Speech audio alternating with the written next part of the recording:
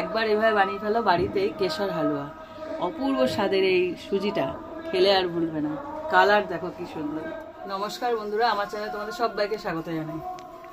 এখানে আজকে বানাবো কেশর হালুয়া। হালুয়া বলতে সুজি, এখানে আমি সুজি নিয়ে নিয়েছি।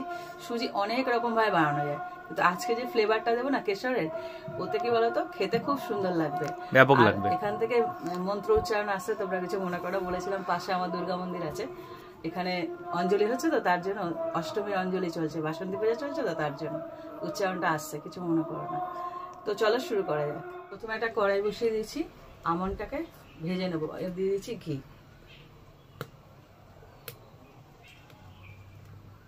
দড়া হাতে ঘি যাবে নাকি? হ্যাঁ, এটা সুজি বানাবো, ঘি তো লাগবে। ঘিয়ে কিপটামো করলে হবে না। ঘিটা না পুরোপুরি গরম করতে হবে না, হালকা গরম করে দিয়ে দিচ্ছি আমন্ড। এখানে আমন্ড গুলোকে না কুচি করে রেখেছি, দেখো এরকম এক একটা আমন্ডকে 4-5 টুকরো করে কুচি করেছি। এগুলোকে ভেজে নেব, বেশি না হালকা করে ভেজে নেবো, যেন কালারটা একটু চেঞ্জ হলেই হবে। আমন্ডটা পুরোপুরি ভেজে নিয়েছি, দেখো হালকা একটা কালার চেঞ্জ হয়েছে। ঠিক এই সময় তুলে নিতে হবে, এর থেকে বেশি ভাজতে হবে না। এতে কি হবে বলতো, আমন্ড যে ঘিয়ে ভাজা হচ্ছে না, সুন্দর গন্ধ বেরোবে, হ্যাঁ, আর খেতেও দারুণ হবে। ঘিয়ে যে কোনো জিনিস করলে না তার স্বাদ পুরো বদলে যায়। আর সুজি তো পুরো ঘিয়ে একদম লটপট করবে, তবে গিয়ে সুজিটা ভালো লাগবে। সমস্ত আমন্ড আমি তুলে নিয়েছি। এবার এর মধ্যে ভেজে নেব কাজু বাদামটাকে। কয়েকটা কাজু নিয়েছি, কাজুটাকে একটু ভেজে নেবো হালকা, একদম হালকা, একটু হালকা নেড়েই তুলে নেব।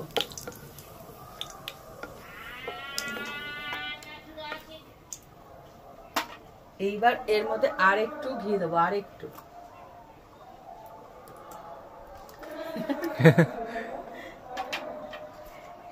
দিয়ে দিচ্ছি তেজপাতা, আর দিয়ে দিচ্ছি সুজিটা।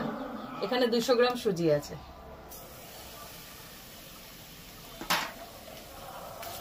এবার ঘিয়ের মধ্যে এটাকে ভেজে নেব। সুজিটাকে পুরো লাল করে ভেজে নিতে হবে, যতক্ষণ না পুরো লাল হচ্ছে ততক্ষণ পর্যন্ত নেড়ে যেতে হবে এইভাবে। তবে কি বলতো, খুব সুন্দর একটা ঘ্রাণ আসবে। আর সুজি যদি লালচে না হয় তাহলে কিন্তু টেস্ট হবে না, পুরো লালচে করে ভাজতে হবে। সুজির কালারটা পুরো চেঞ্জ হয়ে গেছে, পুরো লালচে হয়ে গেছে। এই সময় সুজিটাকে একটু নামিয়ে রাখছি, একটা ছোট্ট কাজ আছে তার জন্য।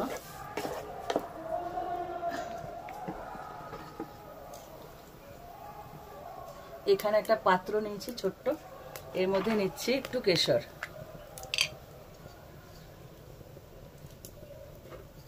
তোমরা চাইলে এটা দুধেও ভেজাতে পারো, তবে আজকে আমি দুধ দিয়ে করছি না, এটা আমি জল দিয়ে করছি। এখানে একটুখানি জল দেব, কালারটা যাতে এর মধ্যে বের হয়। এটা একটু আগে ভেজাতে হবে, সঙ্গে সঙ্গে কালার ছেড়ে দিয়েছে। দেখো এই সুজিটাকে আবার আমি তুলে নিয়েছি। ওখানে ছোট্ট কাজ ছিল কেশর ভেজানোর জন্য, নামিয়েছিলাম। আবার আমি কড়াইটাকে তুলে দিয়েছি গরমে, মানে আগুনে। এবার একটুখানি নেড়ে ছেড়ে এর মধ্যে দিয়েছি চিনি। চিনিটা কিন্তু এখনই দিতে হবে, এই সময় দিলে কি হয়তো সুজিটা একটু ঝুরঝুরে হয়, এই জন্য চিনিটা আগে অ্যাড করবো। এবার মিষ্টি যে যেরকম খাও সে সেরকম অ্যাড করবে।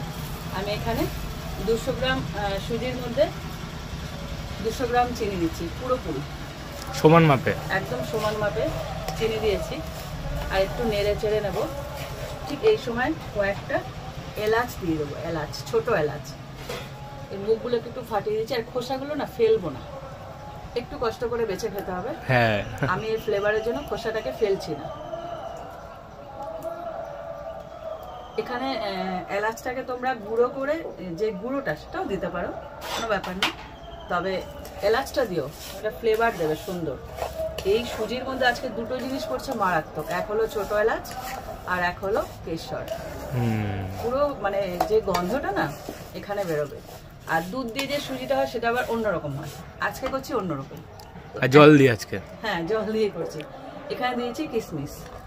আর সবসময় যেটা আমি বলে থাকি, কিশমিশ কাজুর কোনো লিমিটেশন নেই, দড়া যাতে দাও কোনো ব্যাপার না, যত দেবে তত ভালো লাগবে খেতে অবশ্যই। এবার এই সুজির সাথে কিশমিশটাকেও একটু নেড়ে চেড়ে নেব। এখানে চিনিটাও ভাজা হচ্ছে সুজির সাথে, আর কিশমিশটাও ভাজা হচ্ছে। এখানে কি বলতো, এই সুজি জিনিসটা এমন একটা জিনিস না যেটা ঘিয়ের মধ্যে যত নাড়বে না তত ফ্লেভার বেরোবে আর তত স্বাদ হবে। দেখো সুজিটাকে কিশমিশ চিনি সব একসাথে ভেজে নেওয়া হয়েছে। এবার যে আমন্ডটা ভেজেছিলাম এই আমন্ডের অল্প দেবো, এখন পরে দেবো অল্প। মুচমুচে হয়ে গেছে সব। হ্যাঁ মুচমুচে তো হবে, ঘিয়ের মধ্যে ভেজেছি না। এবার এটাকে দিয়ে একটু নেড়ে চেড়ে নেবো। আর এই যে সুজিটা এর মধ্যে, এটা তো পুরো মিষ্টির আইটেম, একটুখানি একদম ব্যালেন্সের জন্য একটুখানি লবণ দেবো। এইটুকু দিয়ে দেখো, যে কোনো মিষ্টিতে না একটুখানি লবণ দিলে যে চিনি মিষ্টির যে ব্যালেন্সটা ওটা খুব ভালো হয়। এবার এর মধ্যে দিয়ে দেবো জল।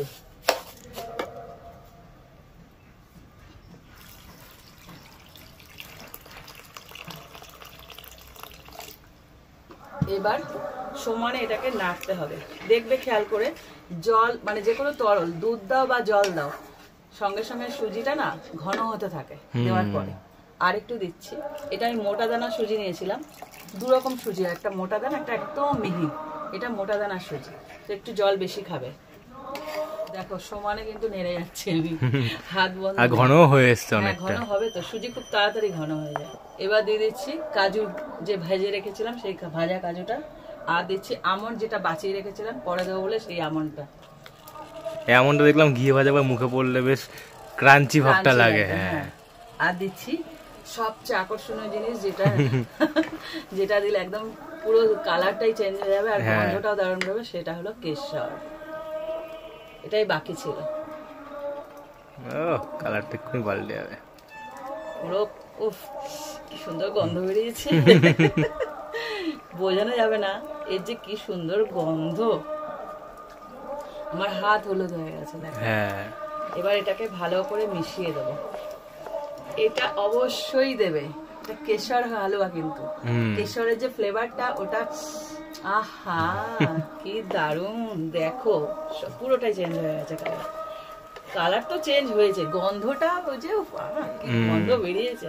এবার হালকা হাতে এটা নেড়ে চেড়ে দেবো পুরো। এবার এটা নাড়তে নাড়তে একদম পুরোপুরি ঘন করে ফেলবো, এক ফোঁটাও জল যেন না থাকে।